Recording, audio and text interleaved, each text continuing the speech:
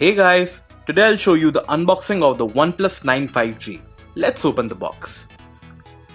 First, we have the phone. OnePlus 9 5G comes with a punch hole display. The phone has a 48 megapixel triple camera setup. You can also see OnePlus logo at the back of the phone. The phone looks premium in this winter mist color. Next, we have this box.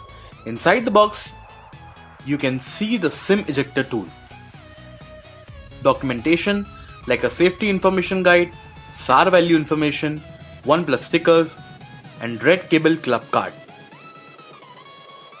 Here is a transparent back cover which will protect your phone. Next is a USB Type-C cable for charging the phone, a 2-pin wall charger that supports 65 watts of fast charging. So guys, that's all you get inside the OnePlus 9 5G box. Thank you so much for watching this video.